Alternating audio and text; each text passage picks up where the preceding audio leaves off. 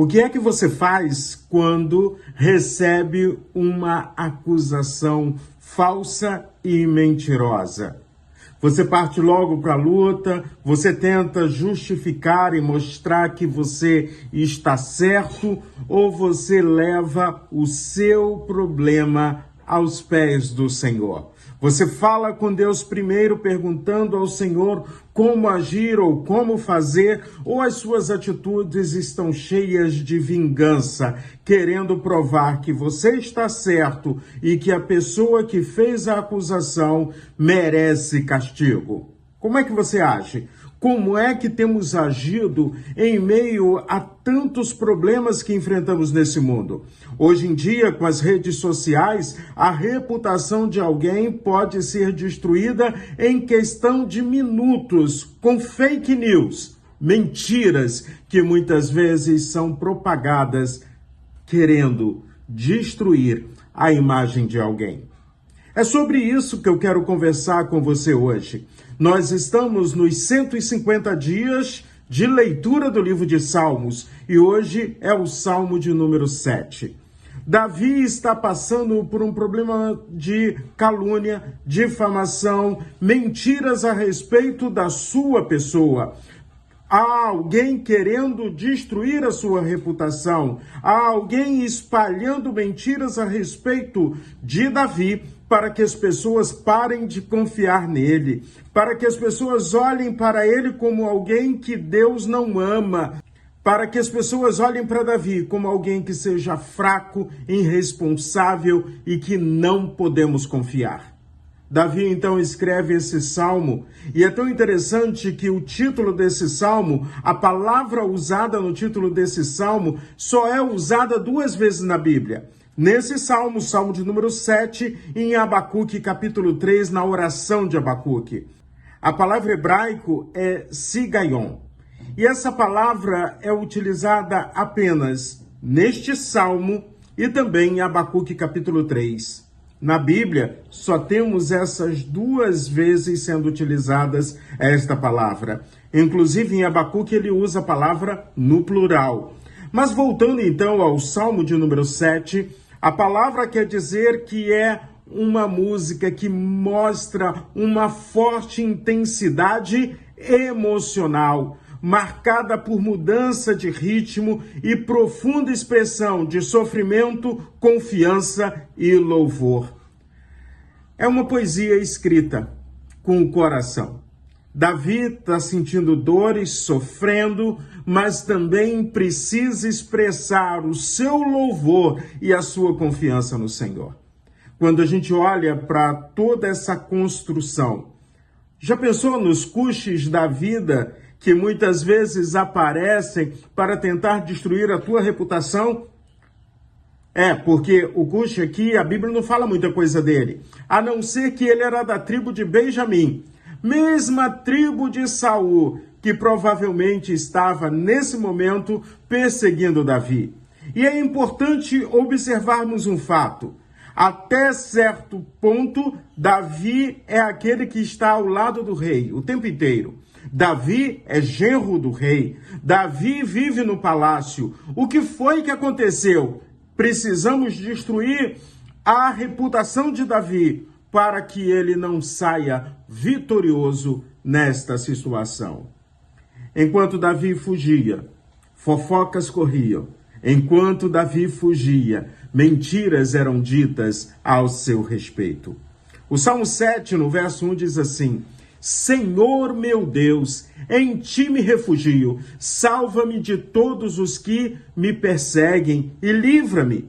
No verso 2, Davi continua falando: para que ninguém como um leão me arrebate, despedaçando-me sem que haja quem me livre. Ele está usando aqui uma metáfora impressionante. As pessoas queriam destruir ele de uma forma terrível. É assim que ele está se sentindo. Mais à frente, no verso 3, Davi continua afirmando: Senhor meu Deus, se eu fiz o que me culpam, se nas minhas mãos há injustiça. Davi está se voltando para Deus e dizendo assim: me examina, Senhor, examina a minha vida. Esse sentimento de Davi é quando uma mentira está se espalhando de uma forma tão grande, espalhando de uma maneira tão cruel, que até você mesmo pode acreditar que existe algum fundo de verdade. Mas aí, Davi não apenas descreve os seus sentimentos, ele transforma a sua dor em oração. Vamos aprender com Davi, vamos aprender a transformar a dor em oração, vamos clamar ao Senhor. Mas aí então fica a pergunta: qual o modelo que nós temos a seguir? Jesus o Cristo.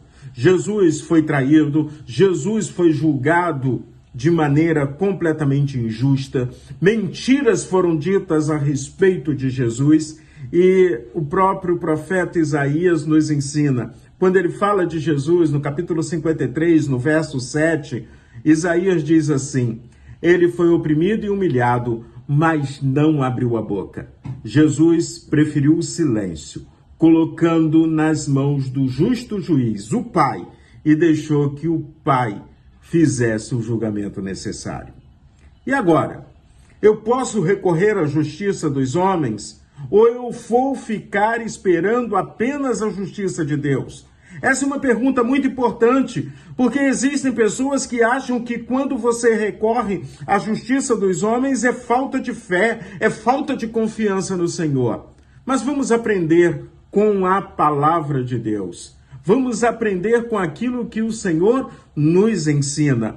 Afinal de contas, todos nós estamos sujeitos a sermos atingidos por mentiras, injustiças e tantas coisas ruins que acontecem no dia a dia. Violência terríveis que pode acontecer com qualquer um de nós. O próprio Jesus nos ensina que no mundo tereis aflição, mas tem de bom ânimo, porque do mesmo jeito que ele venceu o mundo, nós somos vencedores. Mas vamos voltar à questão da justiça dos homens. Primeiro, quando eu olho para o ministério de Paulo, quantas vezes Paulo recorreu à cidadania romana para dizer o seguinte: eu quero um julgamento justo, eu sou cidadão romano, eu tenho direitos e exerço os meus direitos agora.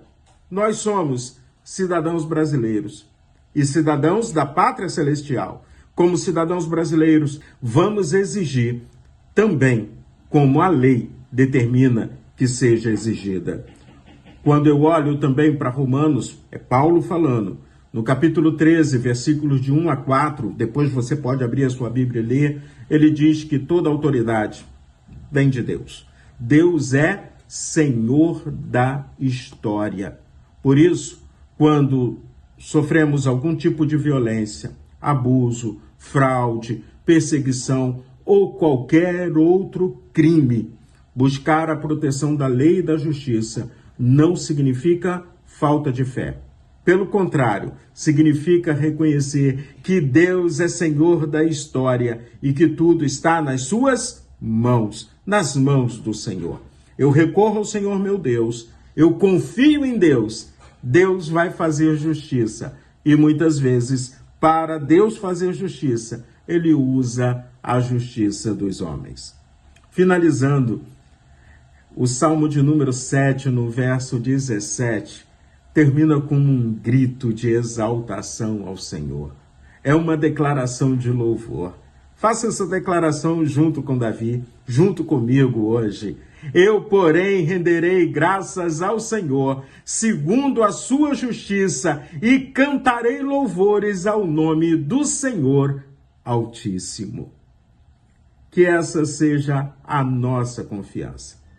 Que possamos estar cercados de muitos problemas, mas a nossa confiança é o Senhor. E que você nunca permita que a vingança tome o lugar do amor. Porque o Deus que eu creio, ele age com justiça, ele age com amor, ele age com graça e ele age com misericórdia. Que o seu dia seja maravilhoso na presença do Senhor.